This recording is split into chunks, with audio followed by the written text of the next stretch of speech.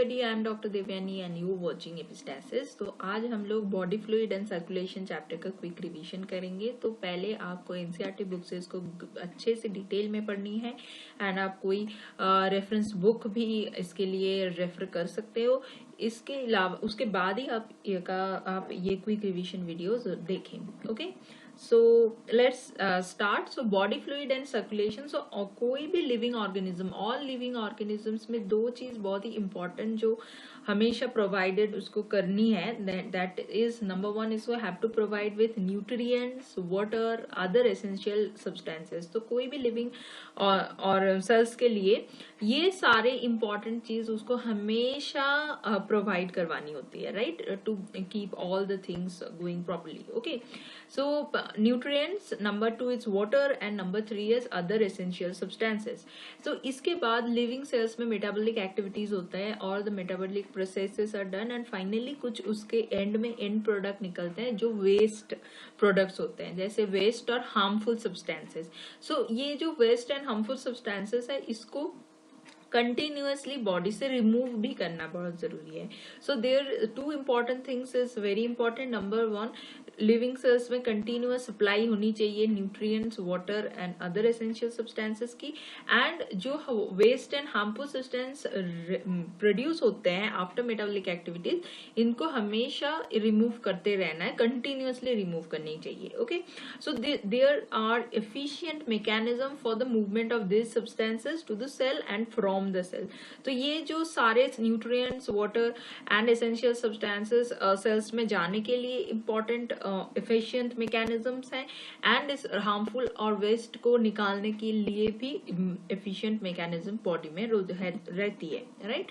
So different groups of animals ये different तरीके से करते हैं, जैसे उनके लिए डिफरेंट मेथड्स होते हैं ये ट्रांसपोर्ट का। Okay, like sponges and circulation cylinder, इसमें कैसे सर्कुलेशन होती है, ये सब दे circulate water from their surrounding through their body cavities. Body cavities के अंदर ही ये जो वाटर है वो सर्कुलेट हो जाती है एंड ये सराउंडिंग जो वाटर है उसको बॉडी कैविटीज के अंदर ले जाते हैं। बहुत ही सिंपल स्पॉन्जेस एंड सिलेंडरेट में होता है। More complex animals including humans, humans में क्या होता है, ब्लड और लिम्फ होता है। दे आर मेनली क्या करता है कि ये ट्रांसपोर्ट और सर्कुलेशन में हेल्प करती है, right. So they are mainly blood and lymph. Okay, so blood and lymph are the mainly the body fluids which ये लोग ही हमारा सारे इंपॉर्टेंट न्यूट्रिएंट्स बोल दो या फिर एसेंशियल सब्सटेंस या फिर ऑक्सीजन, ये सबको डिफरेंट ऑल लिविंग सेल्स में प्रोवाइड करवाते हैं। So bloods are mainly, blood is what, it is a special connective tissue. Okay, so connective tissue हमने एनिमल टिश्यू चैप्टर में पढ़ा है, तो उसमें special connective tissue is blood. Blood में तीन इंपॉर्टेंट चीज होती है, fluid matrix, number 2 is plasma and number 3 is formed element. So these 3 are the basic constituent of blood, fluid matrix, plasma and formed element. So first come to the plasma. So जी इसका जो fluid matrix है, हम लोग जब tissue chapter पढ़े थे उसमें हमने पढ़ा था कि फ्लूइड मैट्रिक्स, हर कनेक्टिव टिश्यूज में एक मैट्रिक्स होता है। ब्लड के लिए ये फ्लूइडिक है। Okay, so this is mainly the fluidic matrix. So plasma and formed elements उसके अंदर रहेंगे। Plasma is mainly straw colored, it is straw colored, viscous. 55% of the blood is plasma, so more than half portion उसका plasma ही है blood में। 90 to 92% उसमें रहता है water and 6 to 8% रहता है proteins. Proteins are of different types like fibrinogen, globulins and albumins. ये अलग अलग प्रोटीन्स का अलग अलग फंक्शंस होते हैं। Like fibrinogen, so fibrinogen is the clotting और coagulation is the main function of fibrinogen.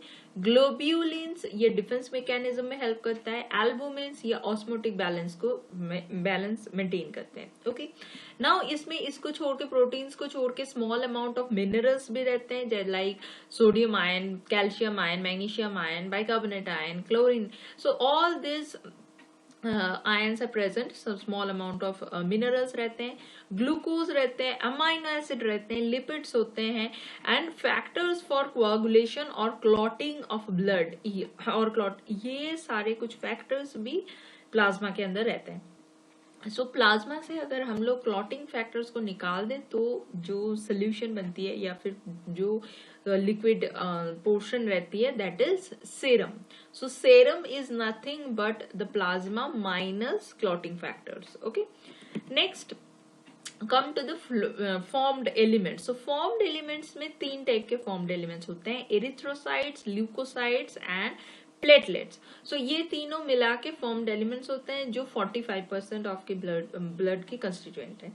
Erythrocytes और red blood corpuscle और RBCs.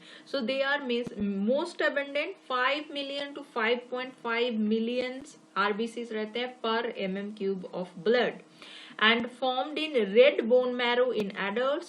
So ये red bone marrow cells के red bone marrow में बनते हैं erythrocytes adults में.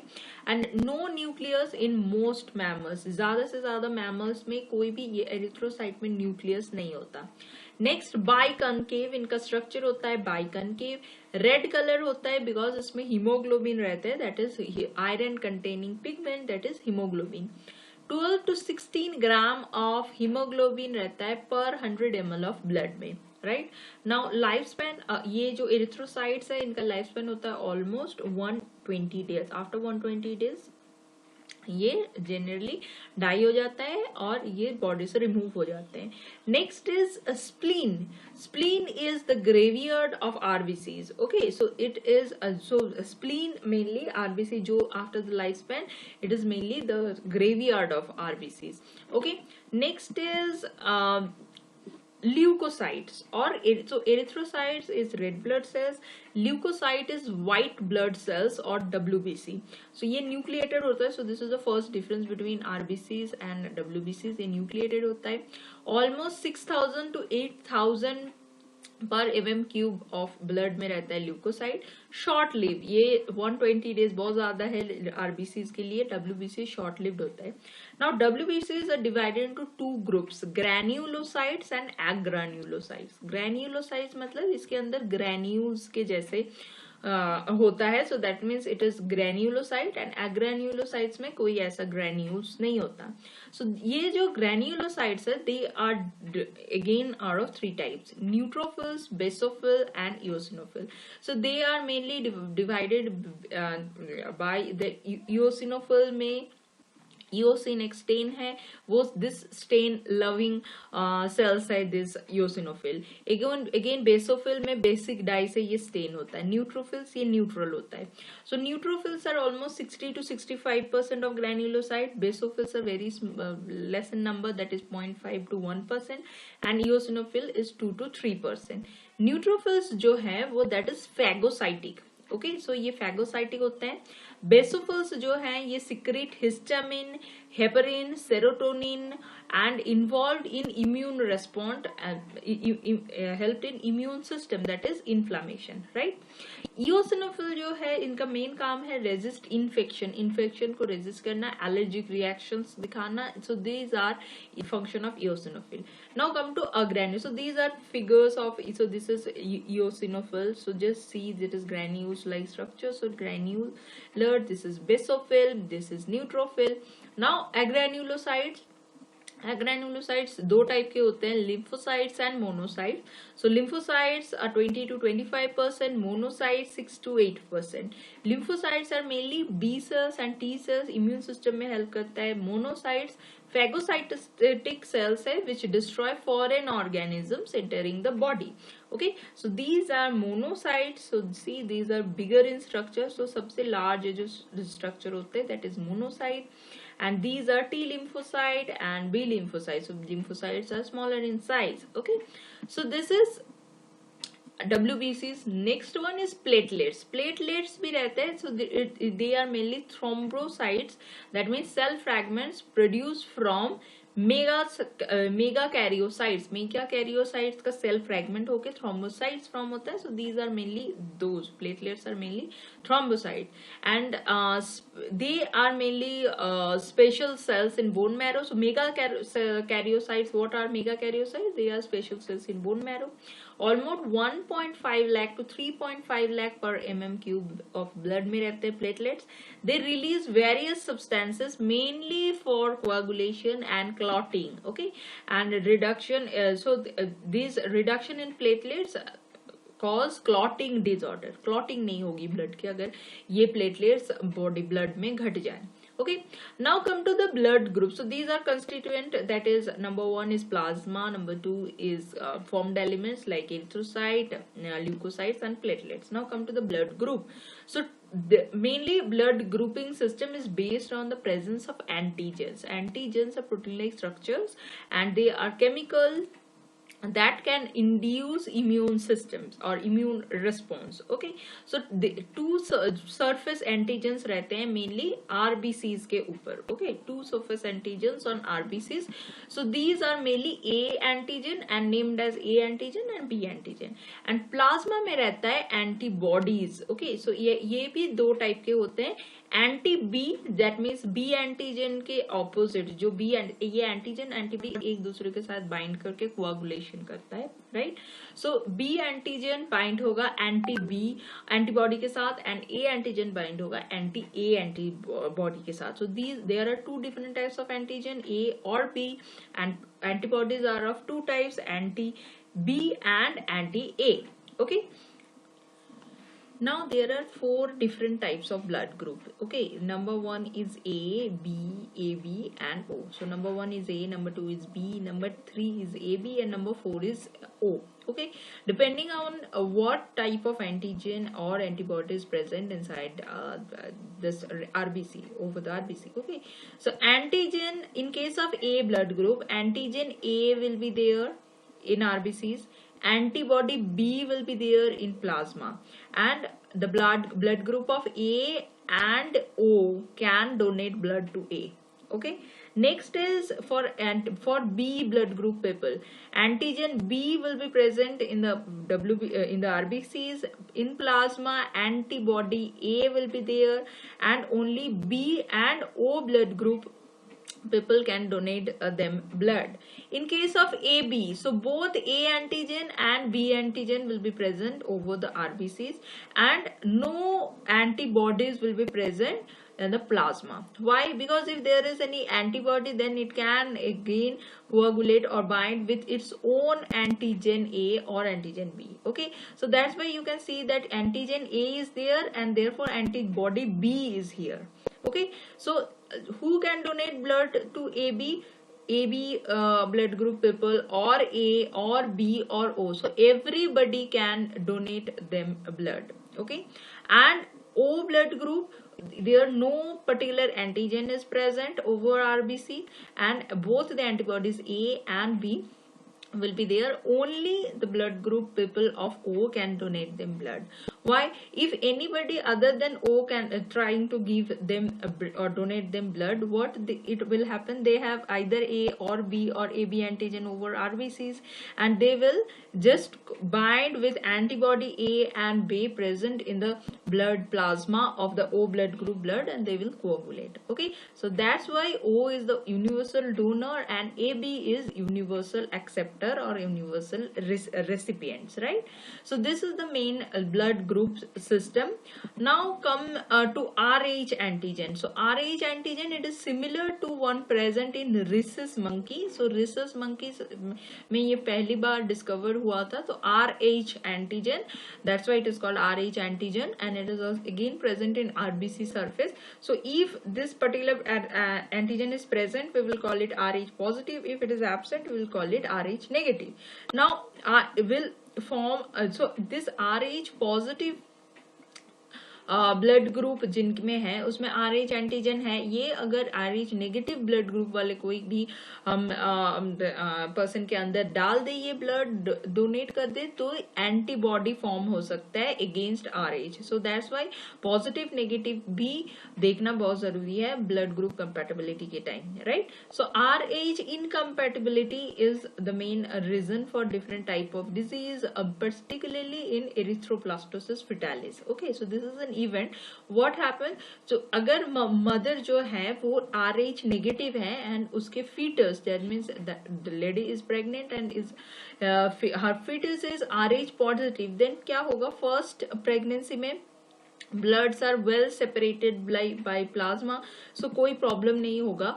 लेकिन जब डिलीवरी के time small amount of blood of RH positive blood of the foetus will expose to the mother's RH negative blood delivery के time. Okay, तब क्या होगा, RH negative antibodies will produce in RH negative antibodies will be produced in mothers and body. Okay, RH positive blood जब RH negative blood के कोई भी person के अंदर जाता है तो उसके अगेंस्ट में, दैट मीन्स RH के अगेंस्ट में RH एंटीबॉडीज प्रोड्यूस कर देंगे. ओके, सो क्या होगा, सब्सिक्वेंट प्रेगनेंसी जब होगी उस लेडी की तो उसकी बॉडी में RH एंटीबॉडीज ऑलरेडी हैं.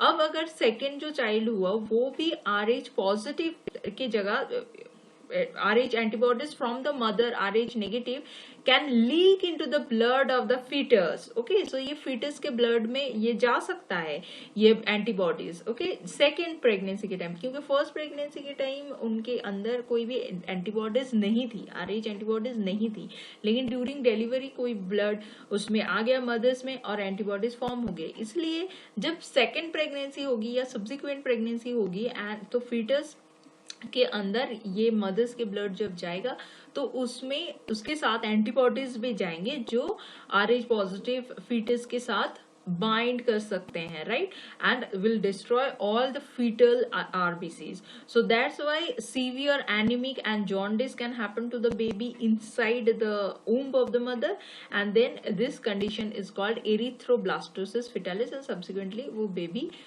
का डेथ हो जाएगा. Okay, so it can be easily avoided by administrating anti RH antibody. If first time ही उनको एंटी RH एंटीबॉडी अगर देके सारे एंटीबॉडीज को RH एंटीबॉडीज को डिस्ट्रॉय कर दिया होता तो नेक्स्ट सब्सिक्वेंट प्रेगनेंसी में ये सिचुएशन नहीं अराइज होगी, right. So this is the one thing. Next is coagulation of blood. So it is another feature of blood. So mechanism to prevent excessive loss of blood from the body during injury और trauma. सो यहाँ पे क्या होता है, कोई भी access blood loss नहीं होता है, ब्लड कोआगुलेट हो जाता है, right. So dark reddish brown scum एक रेडी होता है at the site of the cut, जहां पे भी कट लगी वहां पे ये स्कम रेडी होता है and it is called clot और कोआगुलम of a network of threads, and these are called fibrine, in which dead and damaged formed particles of bloods are trapped. So ये networks of threads, that means fibrine form होता है.